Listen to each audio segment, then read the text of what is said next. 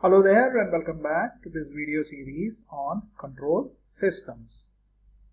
Over the past few videos we have seen several topics ranging from RLC networks in electrical systems, spring mass damper systems, and then mechanical torsional systems, and then servo motor, armature control of DC motor, and several other topics.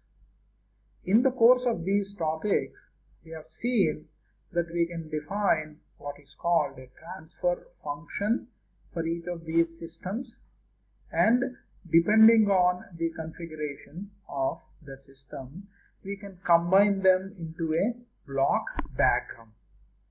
What we are going to see next is how we simplify those block diagrams for complicated systems and find the transfer function of the system. We will see what are the block diagram rules in this video, and we'll give a couple of examples in the subsequent video. After watching this video, perhaps you will be able to specify what are block diagram rules and simplify block diagrams with loops. I would strongly urge you to watch videos 5 and 6, make detailed notes, keep the notes in your hand, and then come back and watch this video to make the most out of this, because a kind of prelude about these block diagrams is given in videos 5 and 6. With that, we will begin the actual video by presenting block diagram reduction rule number 1.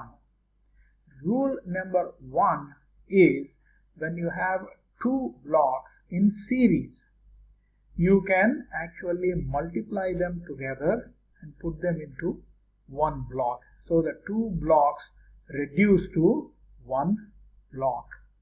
That is rule number 1 of reduction.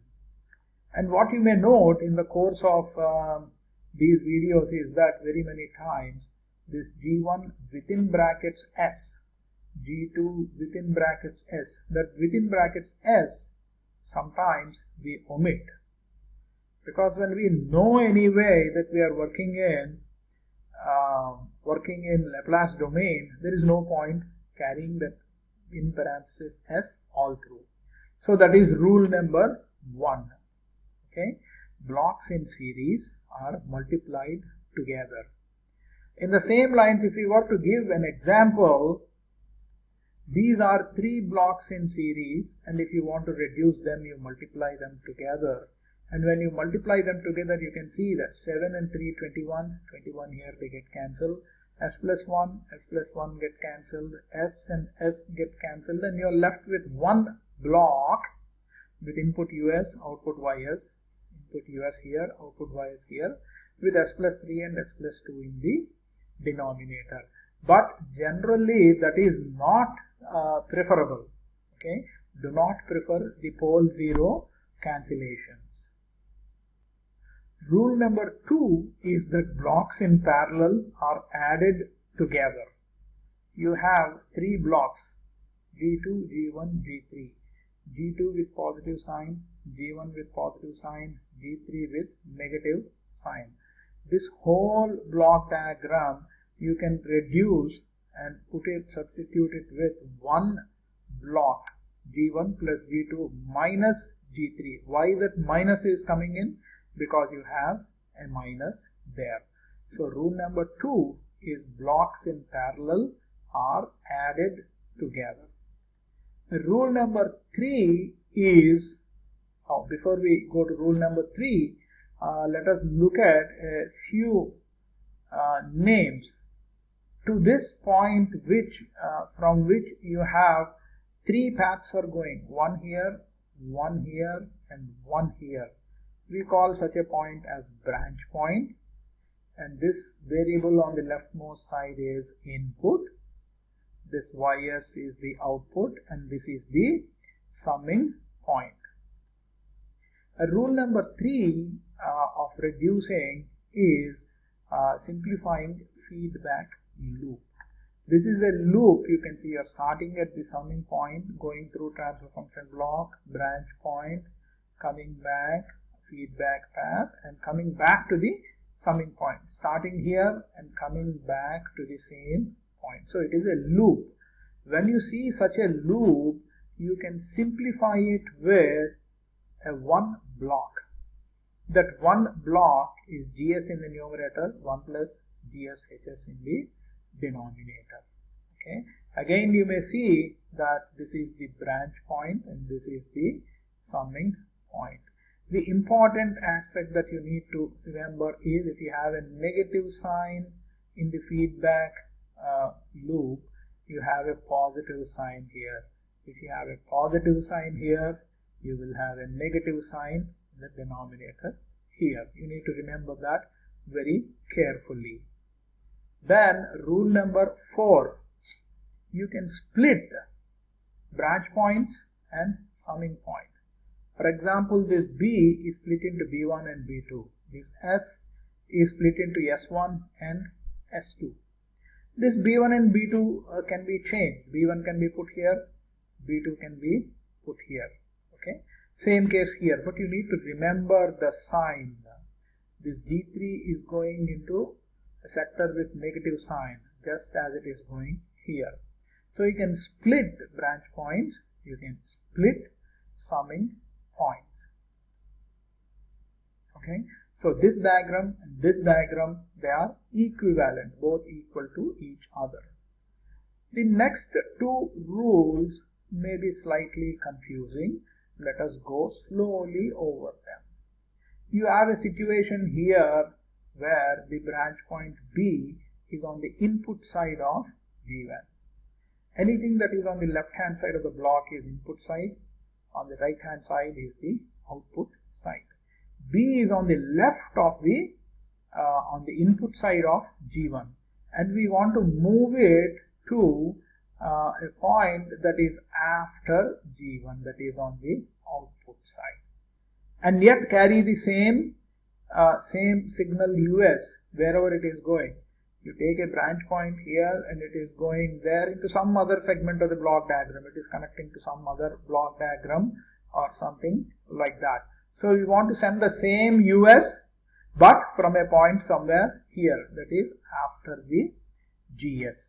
If you have to do that, you have to put a 1 over GS there, because in moving from here to here, you can see here it is not getting multiplied by G1.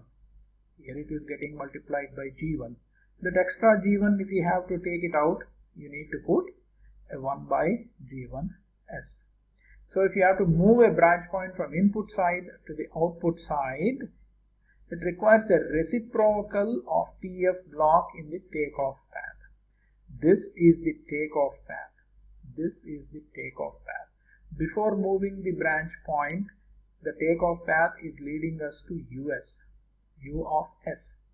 After moving the branch point also, it will ultimately take us to U of S. That is rule number 5. Rule number 6 is kind of opposite of that. You have a branch point on the output side and you want to move it to input side. So you have a diagram like this and you want the branch point to appear before the transfer function block. In such case, you need to include a G1S, because when you are taking the branch point here and sending it YS, if you move it to this B here, it is not multiplied by G1, so that additional multiplication factor G1 you put there. It may look slightly confusing, but I would encourage you to write the equations a couple of times and follow it through, and it will be clear to you. Then the next rule, it may be next couple of rules may be slightly appear slightly confusing, but not really so. Okay, so let us say you have a block diagram something like this, where you have a summing point and then a transfer function block.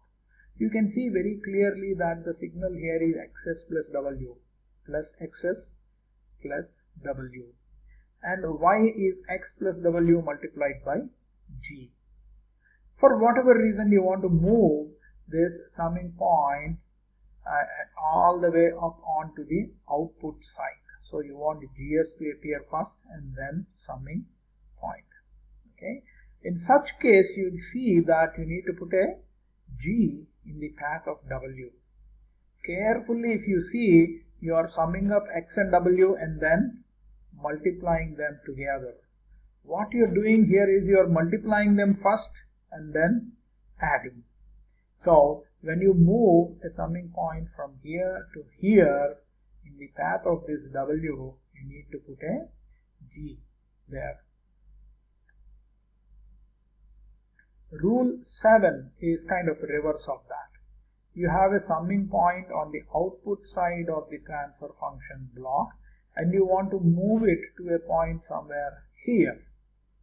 If you are doing that, you can see without any change, if you just move it from here to here, the output will be different. For example, in this case, y output coming from the summing point is x times g plus w.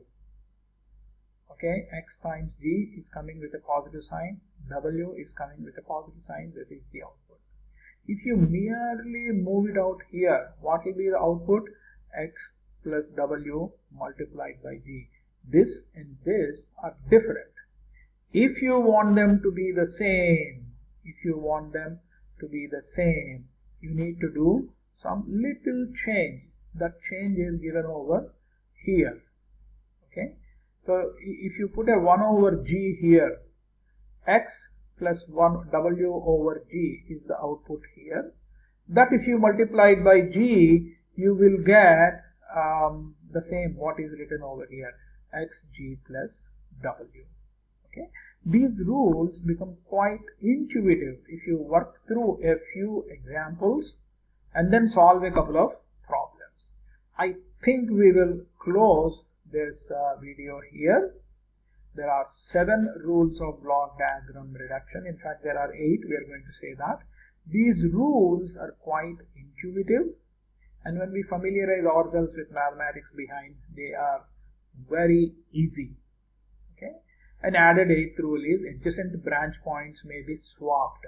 That is, in place of A and B, 2 branch points, you can move them to the left or to the right, as long as they do not cross any summing point. These rules become quite intuitive to you when you actually work through a few problems. I think that's all we have. Have a great day.